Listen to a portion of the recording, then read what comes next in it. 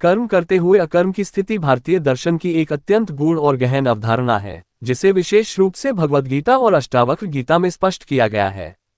यह विचार मनुष्य को जीवन के कर्मक्षेत्र में रहते हुए भी आंतरिक मुक्ति और शांति का मार्ग दिखाता है। इसका आशय यह है कि व्यक्ति बाहरी रूप से सभी आवश्यक कर्म करता रहे, लेकिन भीतर से वह कर्तापन, आसक्ति और फल की अपेक्षा से मुक्त रहे। कर्म का सामान्य अर्थ। कर्म का अर्थ केवल शारीरिक कार्य नहीं है, बल्कि मन, वाणी और शरीर से किया गया प्रत्येक कार्य कर्म कहलाता है। सोचना, बोलना, चाहना, डरना, ये सभी कर्म हैं। सामान्यतः मनुष्य जब कोई कार्य करता है तो उसके साथ मैं करता हूं की भावना जुड़ी रहती है। यही भावना आगे चलकर बंधन का कारण बनती है। अकर्म क्या है? अकर्म का अर्थ है ऐसी स्थिति जहां कर्म होते हुए भी कर्म का बंधन नहीं बनता। अर्थात कार्य तो हो रहा है पर भीतर कोई करने वाला नहीं है। यह अवस्था बाहरी निष्क्रियता नहीं, बल्कि आंतरिक निष्क्रियता है। शरीर चलता है, हाथ काम करते हैं, पर मन शांत और साक्षी बना रहता है। भगवद गीता में श्री कृष्ण कहते हैं, कर्मणि अकर्म यह पश्येत कर्मणि च कर्म यह। अर्थात जो व्यक्ति कर्म में अकर्म और अकर्म में कर्म को देख लेता है, वही सच्चा ज्ञानी है। कर्म में अकर्म कैसे संभव है? कर्म करते हुए अकर्म की स्थिति तब संभव होती है जब कर्तापन का त्याग हो, फल की आसक्ति न हो, साक्षी भाव विकसित हो। जब व्यक्ति यह जान लेता है कि मैं शरीर नहीं हूं, मैं मन नहीं हूं, मैं शुद्ध चेतना हूं, तब कर्म स्वतः घटित होते हैं। वह स्वयं को कर्ता नहीं मानता, बल्कि प्रकृति के माध्यम से हो रहे कार्यों का साक्षी बन जाता है।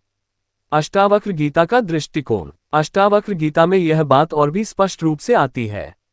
अष्टावक्र कहते हैं, न तू करता है, न भोगता है, तू केवल दृष्टा है। उनके अनुसार अज्ञान ही कर्तापन की जड़ है। जैसे ही यह अज्ञान टूटता है, व्यक्ति मुक्त हो जाता है, चाहे वह राजा हो, गृहस्थ हो या सन्यासी। राजा जनक इसका जीवंत उदाहरण है। वे राजकाज संभालते थे, युद्ध, शासन, न्याय सब करते थे, फिर भी भीतर से पुनर्तः मुक्त थे। यही कर्म करते हुए अकर्म की सजीव अवस्था है। गृहस्थ जीवन में कर्म अकर्म। अक्सर लोग सोचते हैं कि अकर्म की स्थिति केवल सन्यासियों के लिए है, पर यह सत्य नहीं है। गृहस्थ जीवन में भी यह संभव है। माता पिता बच्चों की देखभाल करें, पर मेरा का अहंकार न हो। नौकरी करें, पर पद और प्रतिष्ठा से चिपकाव न हो। व्यापार करें, पर लाभ हानि से मन प्रभावित न हो। जब कार्य केवल कर्तव्य भाव से किया जाता है, बिना अहंकार और आसक्ति के, तब वही कर्म अकर्म बन जाता है। कर्म करते हुए अकर्म का लाभ। मानसिक शांति, फल की चिंता समाप्त हो जाती है।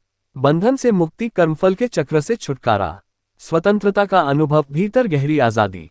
जीवन में संतुलन, न अति कर्म न पलायन। आधुनिक जीवन में इसका महत्व।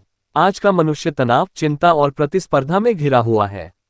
कर्म करते हुए अकर्म की समझ उसे सिखाती है कि काम करो पर खुद को खो मत, जिम्मेदारी निभाओ पर बोझ मत बनाओ, सफल हो या असफल भीतर समान भाव रखो। ये दृष्टि जीवन को बोझ नहीं, लीला बना देती है। निष्कर्ष, कर्म करते हुए अकर्म कोई दार्शनिक कल्पना नहीं, बल्कि जीवन जीने की एक कला है। ये सिखाती है कि संसार छोड़े बिना भी मुक्ति संभव है। जब कर्म अहंकार से मुक्त होकर होते हैं, तब वही कर्म साधना बन जाते हैं। अंततः अष्टावक्र और श्री कृष्ण दोनों एक ही सत्य की ओर संकेत करते हैं। तू करता नहीं है, तू शुद्ध चेतना है। इसी बोध में स्थित होकर किया गया हर कर्म अकर्म बन जाता है।